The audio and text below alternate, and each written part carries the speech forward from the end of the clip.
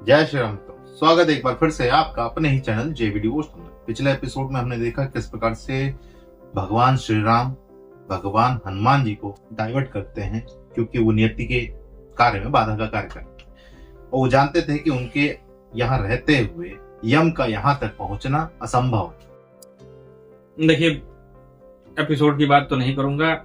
मुझे बचपन की एक याद आ रही थी कि किस तरीके से जब बचपन में हम लोग कोई मूवी देखते थे और लाइट अचानक से चली जाती थी क्लाइमेक्स के टाइम, तो हम लोग बहुत हो हल्ला मचाते थे।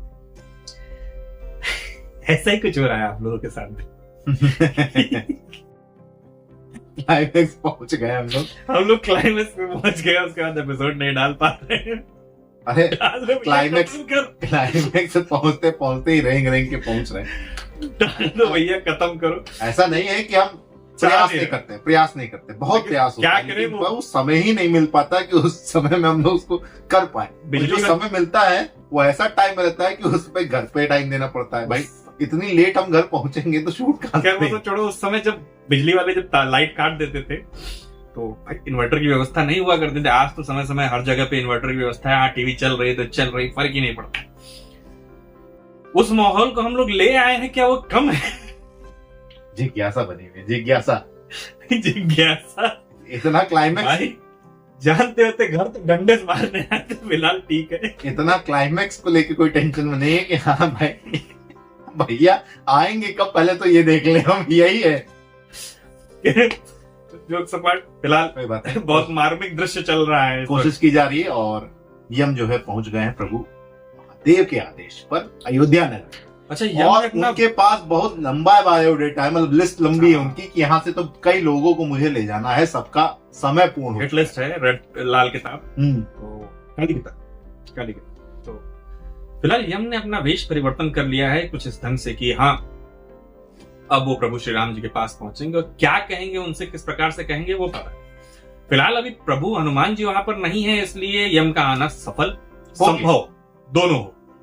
देखते हैं सफल किस प्रकार से होता है और संभव तो हो गया, वो हम देख ही रहे हैं। फिलहाल बिना विलंब के शुरू करते हैं एपिसोड 302 पार्ट।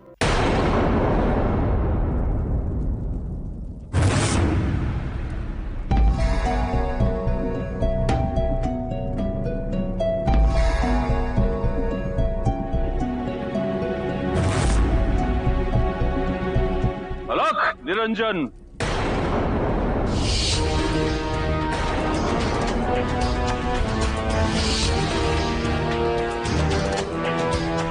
प्रणाम विप्रवर। अयोध्या के राजभवन में आपका स्वागत है। क्या सेवा कर सकता हूं आपकी? मैं श्री राम से मिलना चाहता हूं।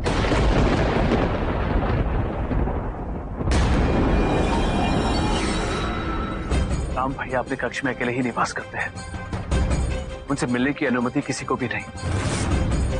आप कृपा पूर्वक अपनी बात मुझसे कहें, मैं यथासंभव सहायता करूंगा।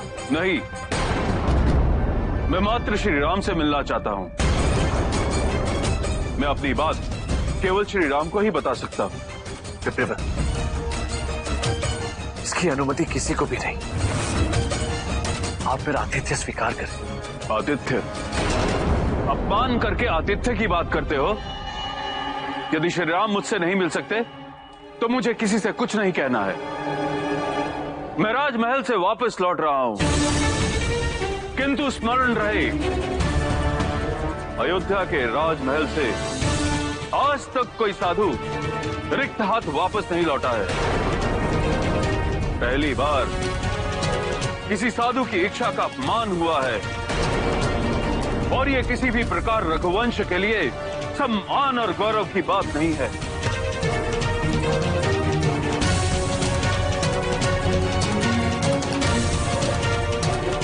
राम भैया किसी व्यक्ति से नहीं मिलना चाहते, उचित है, किंतु अयोध्या से कोई साधु रिक्त हाथ लौट जाए, ये तो उचित नहीं। ये रघुवंश की परंपरा और रीति के प्रतिकूल होगा। ठहरिए विप्रवर, आइए मेरे साथ।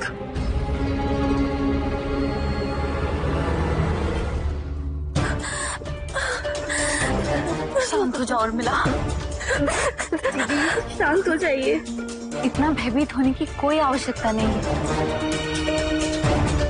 संभव हो ये मात्र तुम्हारा एक स्वप्न हो और उसका वास्तविकता से कोई संबंध ना हो? नहीं दीदी,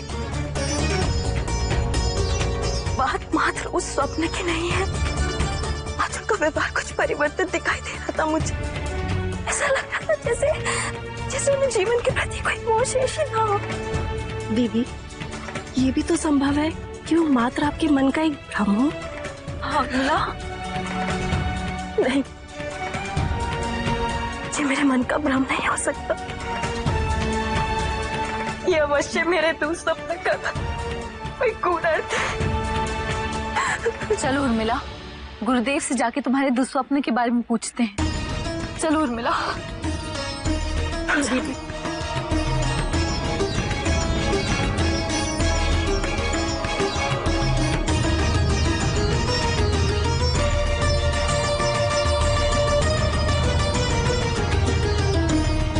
क्या हुआ पुत्री?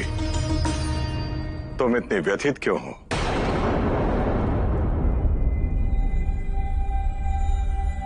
गुरुदेव, मैंने भयानक दुस्वप्न देखा।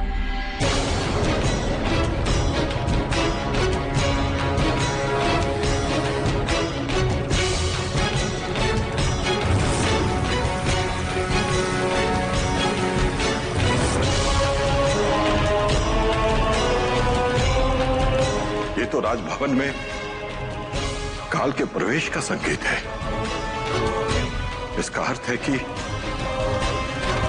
राम का अंत समय निकट है।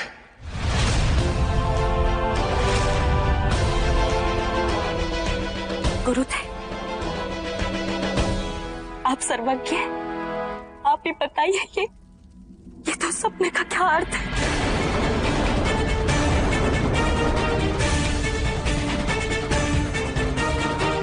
अयोध्या के राजभवन में अब जो घटित होने वाला है उसका हम सबको साहस से सामना करना होगा।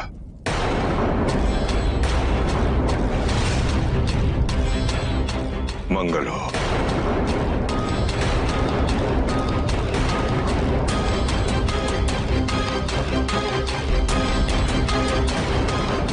ऐसा क्या घटित होने वाला है जिसके विषय में गुरुदेव हमसे भी चर्चा नहीं कर सकते? मुझे ऐसा प्रतीत हो रहा है कि मेरा तो स्वप्न सत्य होने वाला है। मेरे सुहाग पे संकट आने वाले, किंतु मेरे रहते ये संभव नहीं होगा। मैं उस संकट को समाप्त कर दूंगी।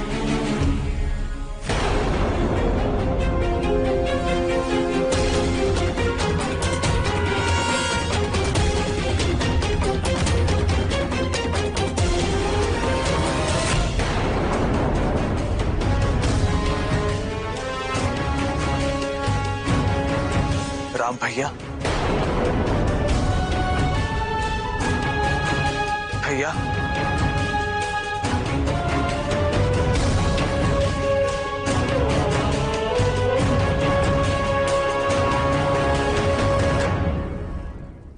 आपके एकांतवास में विघ्न डालने के लिए क्षमा चाहता हूं भैया। एक ऋषिवर आपसे भेंट करना चाहते हैं। राजभवन से उन्हें वापस भेजना उचित प्रतीत नहीं हुआ। उचित किया लक्ष्मण, उन्हें बुला कर लाओ। जी भैया। पधारिए विप्रिवर।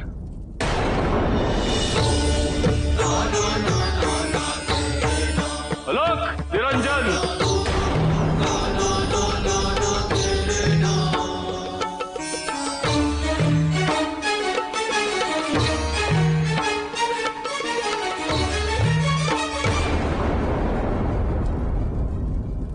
प्रणाम विप्रिवर।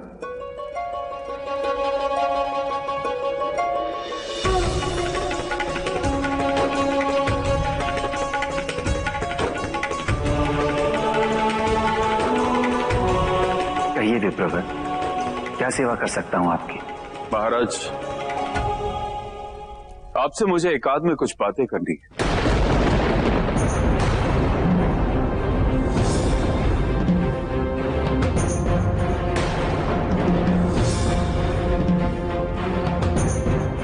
आप निसंकोच अपनी बात रखिए,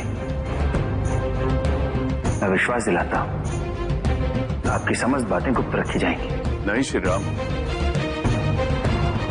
उन बातों को मैं आपसे पूर्णतः एकाद में ही कह सकता हूं।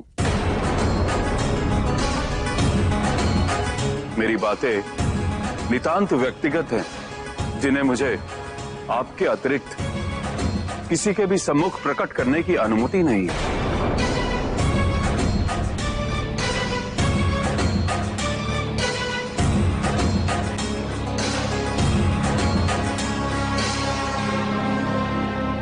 किंतु स्मरण रहे, जब तक हम दोनों इस कक्ष में हैं, कोई भी यहां प्रवेश ना करे। किंतु यदि कोई जानबूझकर अथवा अज्ञानतावश इस कक्ष में प्रवेश कर जाता है तो आप उसे मृत्यु दंड देंगे। मैं समझ सकता हूं कि मेरी ये बातें आपको कुछ विचित्र लगे, किंतु यदि आप मुझे ये वचन देते हैं तो मैं अपना रहस्य आपको बताऊंगा, जिसके लिए मैं आपके पास आया हूं। उचित है, रघुकुल की रीति और परंपरा के अनुसार राजभवन में आए किसी भी ऋषि, महात्मा या सन्यासी की इच्छा का सम्मान किया जाता है, और इसीलिए मैं दशरथ नंदन राम आपको वचन देता हूं,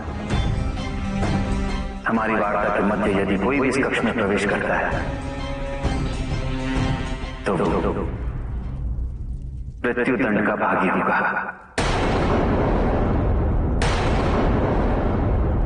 लक्ष्मण, इस कक्ष की सुरक्षा का दायित्व तुम्हारा है। ये सुनिश्चित करना कि हमारी वार्ता के मध्य कोई भी इस कक्ष में प्रवेश न कर सके। जी भैया।